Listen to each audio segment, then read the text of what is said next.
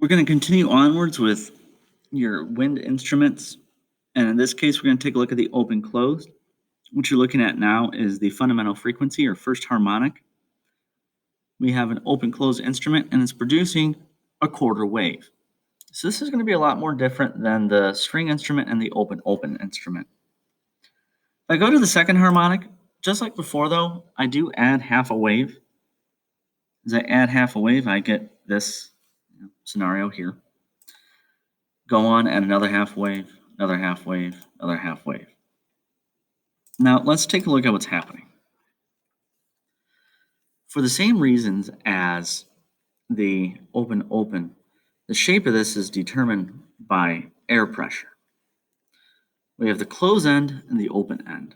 The close end must be a node, and the open end must be an antinode. So that's how we end up with, in our first scenario, wavelength 4L. We put a quarter wave in here.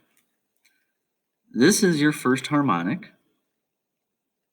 Can't get any smaller than this in terms of how little waves I have in here.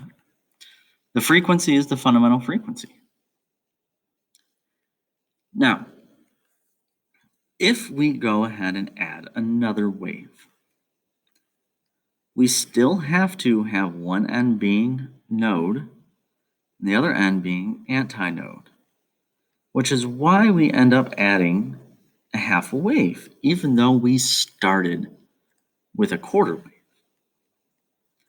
The wavelength is now 4/3 L. Since the wavelength got cut down to a third, the frequency must be tripled. That means this is actually the third harmonic.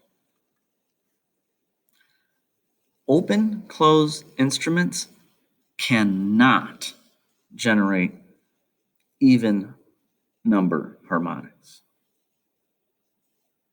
That's a key thing to know. It's what separates them from the other two. Beyond that, the math is essentially the same. I'll give you an example. Let's say the speed of sound, 343, is 343 meters per second. That you can use for open as well as open close as you do your problem solving. Let's say an open closed instrument is 80 centimeters long. Determine the frequency in the fifth harmonic. Okay, so in the fifth harmonic, that would be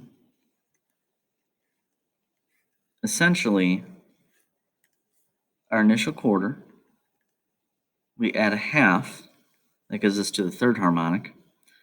Add another half, that gets us to the fifth harmonic. Basically, we have 5 quarters inside. V equals 343 meters per second. This length is 80 centimeters. But what I have in here is 1 1/4 waves. So, 343, let me back up. 80 centimeters for 1 1/4 waves, meaning that the wavelength is 64 centimeters. So V equals lambda F. 343 equals 64 centimeters, so 0.64. Solve for the frequency. 343 over 0.64 gives us a frequency of 536 hertz. Now, the fundamental frequency, remember this frequency we just solved is 5 times the fundamental frequency. So 536 equals 5 F naught. 536 over 5, you get 107.2 hertz for the fundamental frequency of this particular tube.